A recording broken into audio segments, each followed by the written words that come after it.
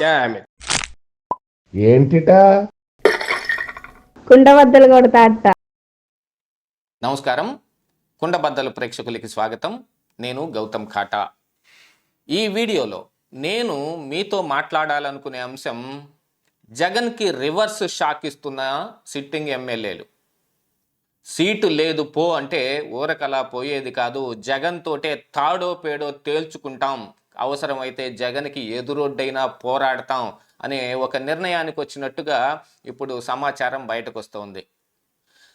తాజాగా జగ్గంపేట, పత్తిపాడు, ఇక పిఠాపురం లాంటి నియోజకవర్గాల్లో సిట్టింగులకి ఎవరికి సీటులు లేవు అని చెప్పేసి అక్కడ కొత్త వాళ్ళని తీసుకొచ్చి పెట్టినట్టుగా దానికి ఇన్ఛార్జిగా ఉన్న మితిన్ రెడ్డి వాళ్ళని తాడేపల్లి పిలిపించి మరి ఈ విషయం చెబితే, మీరెవరు చెప్పటానికి, మేము డైరెక్ట్గా జగన్తోనే తేల్చుకుంటాం అని వాళ్ళు అన్నట్టుగా ఒక సమాచారం బయటకు వచ్చింది. ఆల్రెడీ అక్కడ ఎవరిని పెట్టాలి అనేది మేము నిర్ణయించేసాం, మీరు వాళ్ళ కోసం పనిచేయండి, పార్టీ తిరిగి మళ్ళీ అధికారంలోకి వస్తే మీ అందరికీ మంచి ప్రాధాన్యత ఉంటుంది అనంటే 33 నాటికి వచ్చే ఈ ప్రాధాన్యత గురించి మాకు బాగానే తెలుసు, కానీ ఈరోజు మాకు టికెట్ ఇస్తారా ఇవ్వరా అనే విషయాన్ని మేము జగన్మోహన్ రెడ్డితో డైరెక్ట్గా తేల్చుకుంటాం అని వాళ్ళు ఆయనతో చెప్పినట్టుగా తెలుస్తూ ఉంది. మరి జగన్మోహన్ రెడ్డి, మిథున్ రెడ్డి ఒక మాట చెప్పాడంటే అది జగన్మోహన్ రెడ్డి మదిలోంచి వచ్చింది కాకపోతేనో, లేకపోతే ఆయన నిర్ణయించింది కాకపోతే మిథున్ రెడ్డి చెబుతాడా?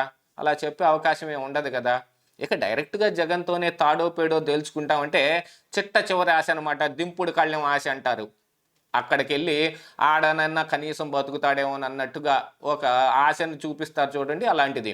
జగన్తో భేటీ అవటానికి ట్రై చేస్తాం, అక్కడ ఆయన ఒప్పించుకుంటాం, లేదు తిరిగి వెళ్ళిపోతాం అని. అసలు జగన్ ఎవరికి అపాయింట్మెంట్ ఇచ్చాడు కనుక వాళ్ళు వెళ్ళి తేల్చుకుంటానికి?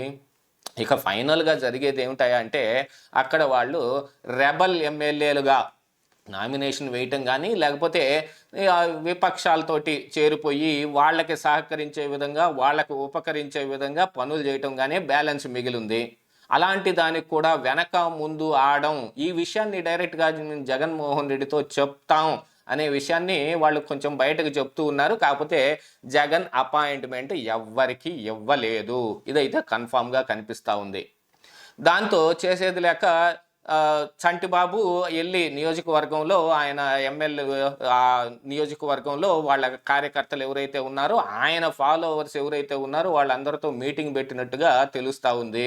ఎందుకంటే వీళ్ళందరికీ ఆదర్శంగా మోపిదేవి వెంకటరమణ ఆల్రెడీ తన ఫాలోవర్స్ మొత్తంతో రాజీనామాలు చేపించాడు. ఇప్పుడు ఈ రాజీనామాల పర్వం ఆడ కూడా ఒకటి వేసి ఇంకొక ఆశని కొంచెం ముందుకు నెడతారు. అది కూడా ఎటు పనికొచ్చేది కాదు. జగన్ ఏదన్నా ఒక నిర్ణయం తీసుకుంటాడంటే అది ఫైనల్, అది అందరికీ తెలిసిందే, వాళ్ళకు కూడా తెలుసు. అయినా కానీ మేము ఇలా చేస్తాం అనేది ఒకటి చెప్పటం కోసం వాళ్ళు ఆ పని చేస్తారు.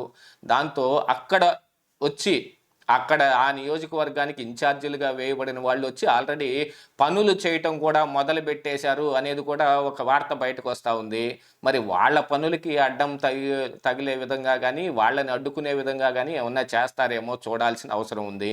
గడప గడపకి వెళ్ళినప్పుడు ప్రజలు తిరగబడి ఏదో 4 ప్రశ్నించారని వీళ్ళంతా టీడీపీ వాళ్ళ మీద దుమ్మెత్తి పోశారు. కానీ ఇప్పుడు ప్రచారానికి వెళ్తే అడ్డుకోవటానికి వైసీపీ కార్యకర్తలే రెడీగా ఉన్నారు. ఎవరికైతే టికెట్ రాలేదో ఆ వర్గం వాళ్ళు ఈ వర్గాన్ని పైకి రానియకుండా చేయటం కోసం అన్ని రకాలుగా ప్రయత్నం చేస్తారు. ఆ విషయం అయితే అందరికీ తెలిసిపోతానే ఉంది. ఇక మొన్న అద్దంకి నియోజకవర్గంలో కూడా ప్రతి ఒక్క కార్యకర్త డైరెక్ట్గా చెప్పేశాడు, నా వట్టుకు నేను ఓటు వేసుకుని జగన్మోహన్ రెడ్డి కోసం ఓటు వేసి మెదలకుండా ఇంట్లో కూర్చుంటాను, ఇంకో 10 మందిని తీసుకొచ్చి ఓటు వేసేపిచ్చే పని నేను చెయ్యను, ఎవడనో ఇప్పుడు తీసుకొచ్చి ఇక్కడ ఇన్ఛార్జిగా పెడితే వాడికి పని చేయాల్సిన కర్మ మాకేమిటి అని కూడా అంటూ ఉన్నారంటే ఇక దాని వెనకమాల ఇక ఏం పనులు జరుగుతాయి, ఎలా పనులు జరుగుతాయి అందరికీ తెలిసిందే. ఇట్లాంటి ఈ పరిస్థితుల్లో ఇప్పుడు జగన్మోహన్ రెడ్డి 175కి 175 సాధించి తీరుతాను, దానికోసమే ఈ మార్పులన్నీ చేస్తున్నాను అని చెబితే దీన్ని ఎవడైనా నమ్మే ఆస్కారం ఉందా? సొంత పార్టీలో ఉన్న ఎమ్మెల్యేలే వాళ్ళకి టికెట్ ఇవ్వకపోతే వాళ్ళు వ్యతిరేకంగా పనిచేసే కార్యక్రమాలు కనిపిస్తూ ఉంటే మరి ఆ సీటు గెలవటం అనేది సాధ్యమయ్యే పనేనా? ఇలాంటి వాటన్నిటినీ చేసి జగన్మోహన్ రెడ్డి మరి 175కి 175 ఎలా సాధిస్తాడు అనేది చూసుకోవాల్సి ఉంది. ఆల్రెడీ మొన్న 11 మంది ఇన్ఛార్జీలతోటి ఒక ఫస్ట్ లిస్ట్ ఒకటి వచ్చింది. సెకండ్ లిస్టు, థర్డ్ లిస్టు అనేది వాట్లాగా వరుస పెట్టి వస్తాయి అని ఊహిస్తూ ఉంటే అలాంటిది ఏమీ ఇక లిస్టు బయట పెట్టడం ఏమీ లేదు. ఎవరికి వాళ్ళని పిలిచి వాళ్ళకి డైరెక్ట్గా చెప్పేసేయడమే. ఆడ ఇన్ఛార్జీలు ఎవరైతే ఉన్నారో వాళ్ళు ఆ పని తీసుకోవడమే.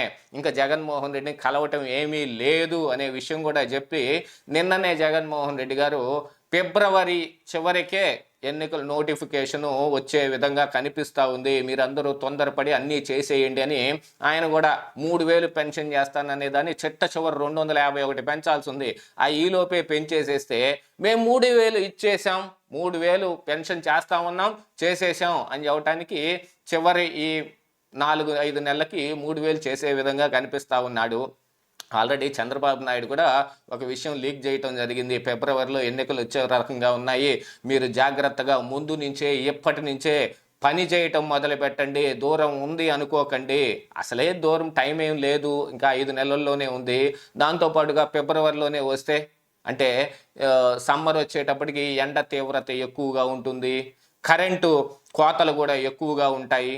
వీటన్నిటి మధ్యలో మరి ఎలక్షన్లకు వెళ్తే ఏ విధంగా ఉంటుంది అనే దానికోసం ఫిబ్రవరిలోనే ముందుకే నెట్టేటట్టుగా కేంద్రం కూడా ఆలోచిస్తుంది అనే వార్తలు బయటకు వస్తున్న ఈ తరుణంలో అందుకని ఇక జగన్మోహన్ రెడ్డి కూడా స్పీడ్ పెంచేశాడు. ఈ ఎమ్మెల్యేలందరికీ ఇక లిస్టులు బయటకు పెట్టడం ఏం లేదండి, డైరెక్ట్గా ఎవరికి వాళ్ళకి చెప్పేసేయండి, ఇన్ఛార్జీలు ఆ పని చూడండి అని చెబితే నిన్న మిథున్ రెడ్డి వాళ్ళందరినీ పిలిచి చెప్పాడు. ఇదే విధంగా పొంగనూరు పెద్దిరెడ్డి రామచంద్రారెడ్డి కూడా అక్కడ తన వర్గీయులు వాళ్ళందరికీ ఆయన చెప్పటం జరిగింది. దీంతో పాటుగా చాలామంది మంత్రులకి స్థానభ్రంశం జరుగుతోంది. అందున ఏది టికెట్ ఎవరికైతే ఇవ్వదలుచుకున్నారో వాళ్ళకి స్థానభ్రంశం జరుగుతోంది. దాదాపుగా 80 మందికి